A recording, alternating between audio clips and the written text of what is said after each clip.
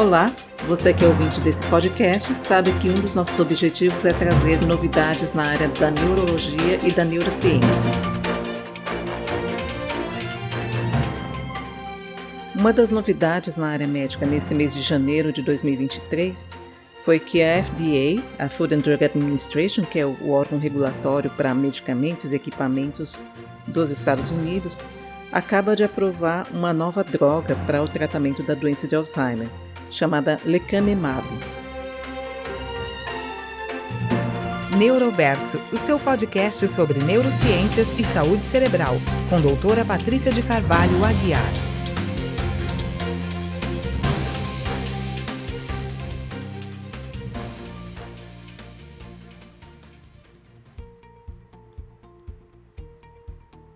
O lecanemab é um anticorpo monoclonal que se liga com alta afinidade a protofibrilas solúveis de beta-amiloide e tem sido testado no tratamento da fase inicial da doença de Alzheimer.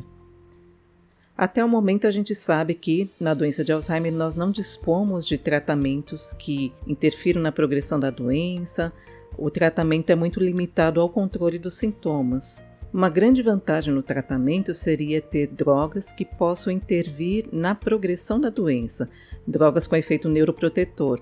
Então existem várias pesquisas, alguns ensaios clínicos já feitos nesse sentido, de procurar fármacos que possam oferecer essa possibilidade de, se não curar a doença, pelo menos fazer com que a progressão da mesma seja mais lenta.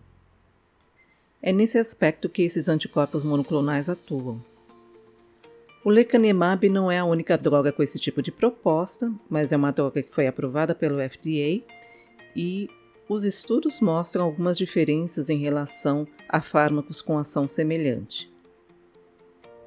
Então aqui eu vou comentar alguns aspectos desse estudo e trazer informações do porquê o lecanemab é diferente de outros anticorpos monoclonais já testados para a doença de Alzheimer.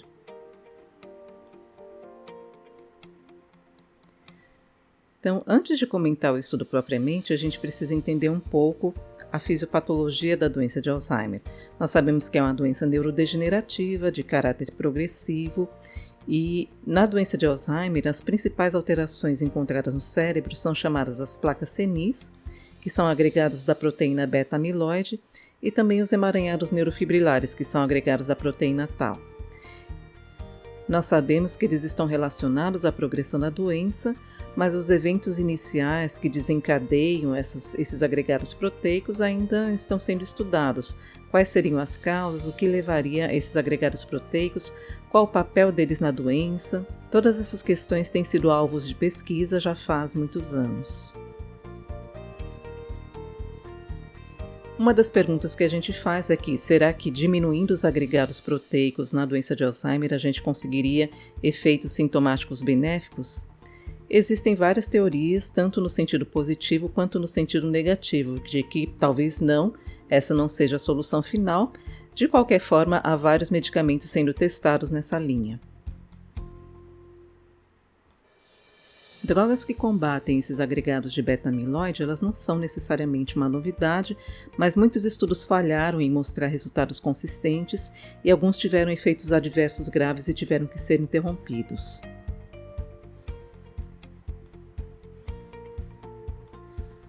Um dos estudos que testou o lecanemab na doença de Alzheimer na fase inicial foi o estudo chamado Clarity-AD, escreve-se Clarity-AD, e ele utilizou essa estratégia, anticorpos contra a proteína beta-amiloide, e os resultados foram positivos e animadores. E esses resultados levaram à aprovação junto ao FDA para a utilização dessa medicação em pacientes com doença de Alzheimer na fase inicial. E por que esse estudo mostrou resultados mais animadores do que outras drogas com perfil semelhante?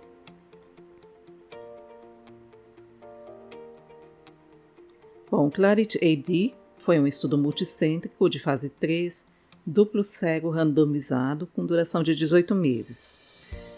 Estudou aproximadamente 1.795 participantes com comprometimento cognitivo leve ou doença de Alzheimer no estágio inicial. Uma parte do grupo recebeu injeções endovenosas do lecanemab e outra parte recebeu placebo, que é um veículo sem nenhum remédio. O estudo utilizou uma série de escalas clínicas para avaliar o comprometimento cognitivo na doença de Alzheimer e atingiu todas as medidas de desfecho, mostrando redução significante da velocidade de progressão da doença no grupo testado. Além disso, o lecanemab também atingiu os desfechos secundários, mostrando uma diminuição bastante consistente e robusta da carga de amiloide na tomografia por emissão de pósito em 2/3 dos pacientes e alguns até negativaram esses achados. Além disso, houve também melhora significante nas escalas de qualidade de vida. Em relação ao perfil de segurança, essa droga mostrou-se relativamente segura, a maior parte dos eventos adversos foram leves, mas houve sim casos mais graves, incluindo pacientes que tiveram edema cerebral, microhemorragias e houve também 3 casos de acidente vascular cerebral com óbito que ainda estão sendo estudados qual que seria a relação com essa medicação ou se seriam secundários ao uso de RTPA, que é uma medicação, um tromboembolítico que a gente usa bastante nos casos de acidente vascular cerebral e que em alguns casos podem levar a hemorragias graves, levando pacientes a óbito. Então essa questão ainda vem sendo discutida na comunidade científica. Por que esse estudo é diferente de tantos outros que já usaram anticorpos anti-beta-amiloide? Esse é o primeiro estudo que mostrou resultados muito consistentes, tanto em aspectos clínicos quanto de neuroimagem. O lecanemab age de forma diferente em relação a outros anticorpos anti-beta-amiloide, porque o alvo dele são as protofibrilas de beta-amiloide e não as placas senis, onde essas proteínas já estão agregadas. Ou seja, aquelas formas tóxicas de beta-amiloide antes que elas formem as placas senis. Se a gente está pensando em fazer uma neuroproteção, é interessante que a gente tenha uma medicação que se antecipe a formação desses agregados proteicos, que evitem a formação dos mesmos. E, ao contrário do lecanemab, muitas outras medicações que têm como alvo esses agregados de beta-amiloide não mostraram resultados muito consistentes ou falharam e tiveram seus ensaios clínicos interrompidos. Uma grande preocupação que a gente deve ter nos ensaios clínicos é que a população estudada seja representativa. Não adianta a gente estudar a droga num grupo muito restrito que não vai refletir a nossa realidade do dia a dia. Então, em relação a outros estudos, esse foi o estudo mais representativo em termos de população. Incluiu pessoas de diferentes etnias e também incluiu pessoas que têm outras comorbidades. É muito comum que essas pessoas tenham hipertensão, diabetes, ao passo que outros estudos excluíam pessoas com comorbidades ou faziam estudos também em grupos muito restritos em termos étnicos. Então, isso não reflete muito o nosso dia a dia na prática clínica.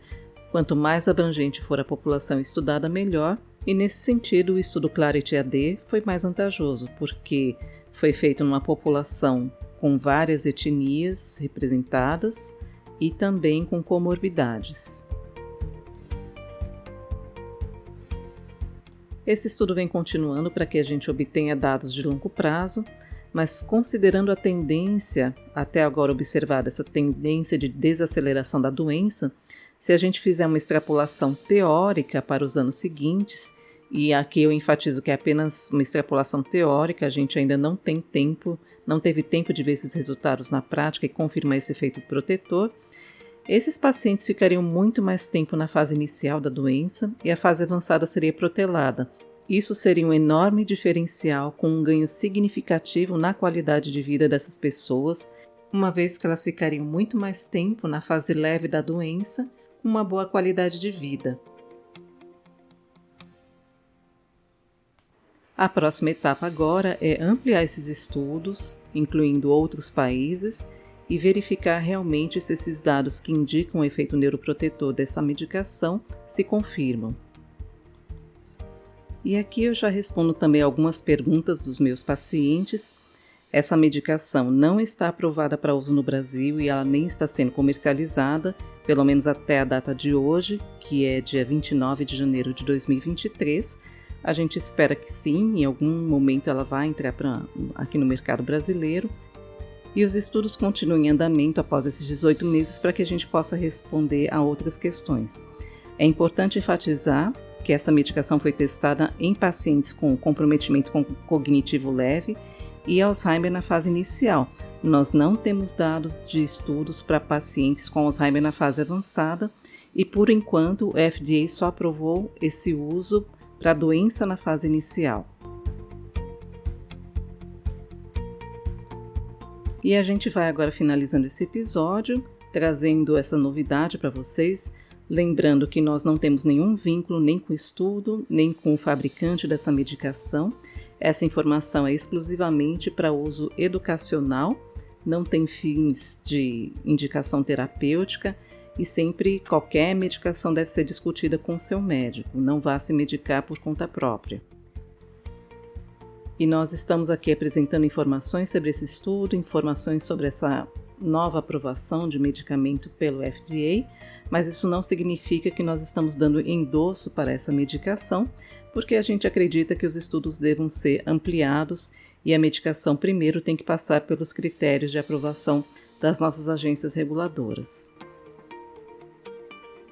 Continue acompanhando o nosso podcast, nós vamos continuar trazendo novidades na área médica.